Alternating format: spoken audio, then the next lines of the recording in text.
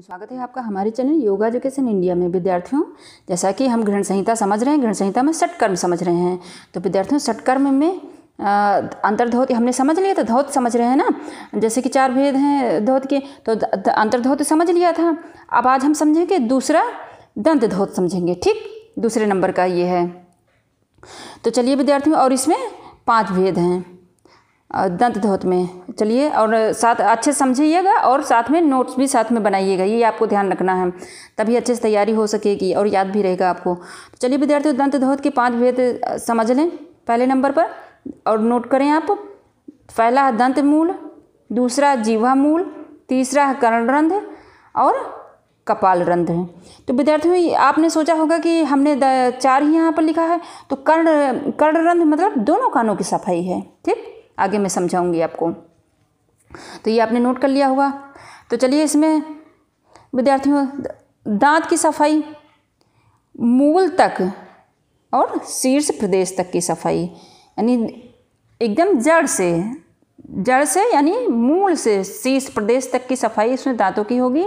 और जीवा मूल में जीभ और उसके मूल तक स्वच्छ करना है। ठीक, और दोनों कानों, देखो यहाँ पर आया ना, मैंने लिख रखा है दोनों कानों के क्षेत्र को स्वच्छ करना, दाहिने और बाएं। इसीलिए दाहिने बाएं रहेगा, तभी तो जो है ये होगा 2, तभी तो 5 भेद कंप्लीट होंगे, नहीं तो ऐसे तो 4 होंगे। दांत की सफाई, जीवा मूल की सफाई, दोनों कानों की, तालु मूल की, इस तरह 4 ही फ्री होंगे।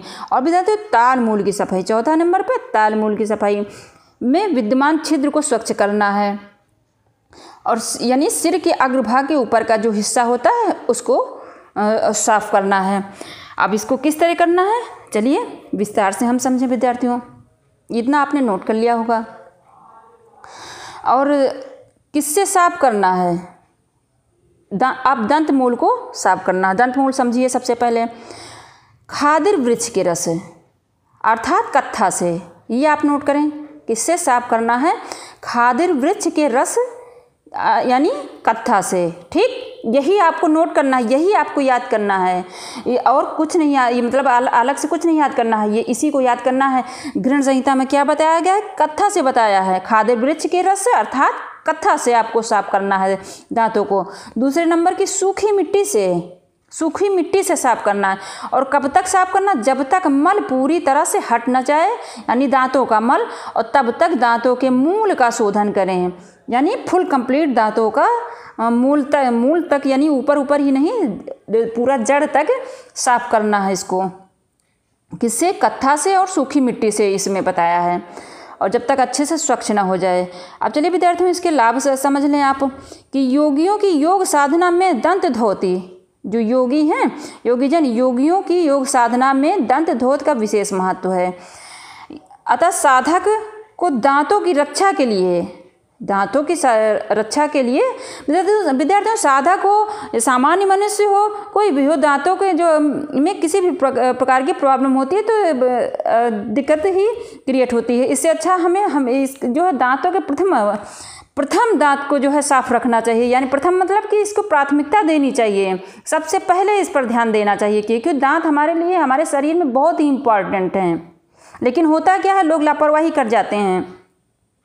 और जबकि ग्रंथ में भी पहले से कितने साल पुराने की बात है, कई सालों की पहले ही बता रखा है कि दांतों को ध्यान रखना है। और आगे देखिए किस तरह रखना है कि रक्षा के लिए प्रातः यानी सुबह दांतों का शोधन नित्य करना चाहिए, डेली। धारणा आदि की साधना में योगी दंत मूल को महत्व देते हैं। विद्यार्थियों, प्रातः भी करना चाहिए और शाम को भी करना चाहिए, ये भी ध्यान रखें, यानी कि दोनों टाइम से दांतों को साफ रखना चाहिए, तभी दांत सुरक्षित रहेंगे। और इसमें बताया गया है कि धारणा आदि की साधना में योगी दंत मूल को महत्व देते हैं, ये आपको ध्यान रखना है। कहाँ महत्व देते हैं, धारणा आदि साधना में योगी दंत मूल को महत्व देते हैं। तो इतना आपने कंप्लीट कर लिया होगा। और चलिए आगे बढ़ते हैं विद्यार्थियों, दूसरे नंबर का हम समझते हैं। पहला समझ लिया, दूसरा समझते हैं जिह्वा मूल धौती। तो विद्यार्थियों, इसके शुद्ध करने के उपाय है दीर्घ, और इसके लाभ क्या हैं ये भी ध्यान साथ में नोट करना कि दीर्घ जिह्वा वृद्धावस्था, मृत्यु और रोगों को दूर हटाती है। ग्रंथ में क्या लिखा है कि जो है दीर्घ यानी लंबी, दीर्घ मानी लंबी जिह्वा वृद्धावस्था, मृत्यु और रोगों को दूर हटाती है, यानी मृत्यु नहीं नज़दीक आती है, वृद्धावस्था नहीं सताता है साधक को। और इसको कैसे करना है ये आप नोट करिए। अब ये लाभ हो गया, पहले ही लाभ लिख दिया था। इसको विद्यार्थियों तर्जनी, मध्यमा, अनामिका तीनों अंगुलियों को एक, पहले तो तर्जनी, ये भी नाम नोट करना है। तर्जनी, मध्यमा, अनामिका अंगुलियों को मिलाकर गले के मध्य तक ले जाए कर, अंगुलियों को जो तीनों मिलाएंगे तर्जनी, मध्यमा, अनामिका, तो अंगुलियों को मिलाकर गले के मध्य तक ले जाकर जिह्वा के मूल भाग का शोधन करें। मूल भाग एकदम यानी पीछे, गले के पीछे की तरफ, गले के पीछे क्या, जो जीभ की जो पीछे का भाग वहाँ तक शोधन करें और शुद्ध करके कफ संबंधी विकार को हटाएं।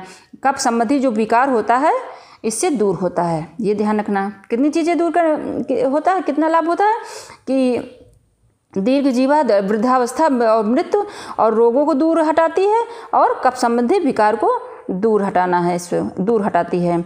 और विद्यार्थियों जिह्वा के मूल से आगे के भाग, मूल से लेकर आगे के भाग अर्थात संपूर्ण जीभ को किससे साफ करने के लिए मैं बताया, बनी जीभी से, यानी लोहे से जो बनी जीभी होती है उससे साफ करना चाहिए। उसके बाद मक्खन की सहायता से जीभ दोहन करें, यानी धीरे धीरे दोहन करने से जीभ बढ़ती है, इसकी लंबाई बढ़ती है, ये बताया गया है। यानी बाद उसके बाद मक्खन की सहायता से, मक्खन की सहायता से इसमें बताया गया विद्यार्थियों, ये ध्यान रखना है, यही सब पॉइंट पूछा जाता है। इस प्रकार प्रातः और सायंकाल, जो अभी मैंने आपको बताया वही यहाँ पर ग्रंथ में लिखा है कि इस प्रकार प्रातः और सायंकाल यानी सुबह और शाम को इसे प्रयत्नपूर्वक करें। इस प्रकार करने से जीभ लंबी हो जाती है। तो जीभ किस प्रकार से लंबी होती है, जो अभी मैंने बताया आपको उस तरह से, यानी मक्खन की सहायता से जीभ का दोहन करें और इस प्रकार प्रातः और सायंकाल इसे प्रयत्नपूर्वक करें। इस प्रकार करने से जीभ लंबी हो जाती है। जीभ लंबी होगी तभी तो वृद्धावस्था नहीं सताएगा, मृत्यु और रोग नहीं है आपके पास भटकेंगे, यानी साधक के पास नहीं भटकेंगे। ये हो गया विद्यार्थियों जीभा मूल धोती। दंती मूल समझ लिया, जीभा मूल धोती समझ लिया। अब विद्यार्थियों कर्ण धोती, जो तीसरे नंबर का है, कर्ण धोती समझें, यानी कर्णरंध्र। ठीक, तर्जनी और अनामिका को मिलाकर, जीभा मूल में 3 मध्य अंगुली को मिलाना रहता है, तर्जनी, मध्य में अनामिका। इसमें तर्जनी और अनामिका को मिलाकर दोनों कान के छिद्रों को शुद्ध करें। प्रतिदिन अभ्यास करने से आंतरिक नाद सुनाई देने लगता है। क्या इंपॉर्टेंट इसमें बताया गया है कि अगर इसका प्रतिदिन अभ्यास करेंगे तो आंतरिक नाद, ये जो आंतरिक नाद है ये सुनाई देने लगता है ऐसा करने से, यानी कर्ण धोती करने से, जो कि तर्जनी और अनामिका को मिलाकर दोनों कान की सफाई की जाती है, बाएं और दाएं दोनों। अब चलिए चौथे नंबर का विद्यार्थियों समझते हैं, और इसको ध्यान से समझिएगा क्योंकि जो है समझना भी बहुत जरूरी, तभी याद रहता है हमेशा के लिए। कपाल रंध्र शोधन, कपाल रंध्र शोधन स्वच्छ करने की विधि समझे विद्यार्थियों।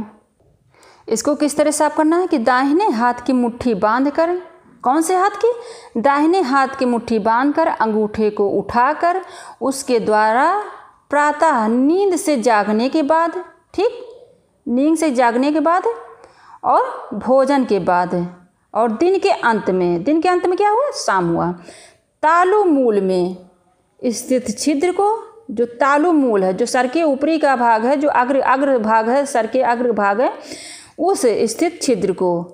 और एक मत के अनुसार और समझ लें विद्यार्थियों कि जैसे जो समझने के लिए आप समझ लें कि जो, यानी कि आप समझें कि आखिर ये है कहाँ पर, तो जो शिशु के कोमल सर का ऊपरी भाग होता है, जहाँ शिशु बहुत छोटा बच्चा रहता है तो ऊपरी का भाग की हड्डियाँ अलग अलग रहती हैं ना, हड्डियाँ कहाँ जुड़ी रहती हैं, तो वहाँ तो खाली लचीलापन होता है थोड़ा सा, उसी भाग को कहा गया है, उसको शुद्ध करें।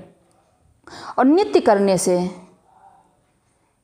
करने से कफ दोष दूर होता है। कौन सा लाभ प्राप्त होता है, कफ दोष दूर होता है और साधक को दिव्य दृष्टि प्राप्त होती है। लाभ क्या होता है, कफ दोष इससे दूर होता है जब ये जो है तालुमूल स्थित छिद्र जब इसका धोती होता है, यानी इसका शोधन होता है तो, और साधक को दिव्य दृष्टि प्राप्त होती है। ये तीनों चीज़ें आप नोट करना है और लगातार मतलब निरंतरता इसमें बनाए रखें।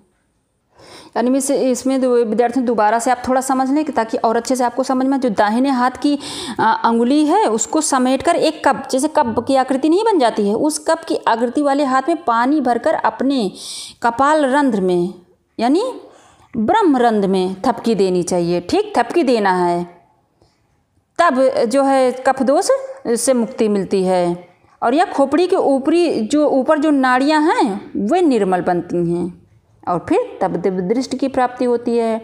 और निद्रा की समाप्ति पर भोजन करने के बाद, कब निद्रा की समाप्ति पर, यानी जो अभी मैंने बताया नींद के जागने के बाद और भोजन करने के बाद और निद्रा के पहले तथा दिन की समाप्ति पर अपनी खोपड़ी को थपकी देनी चाहिए।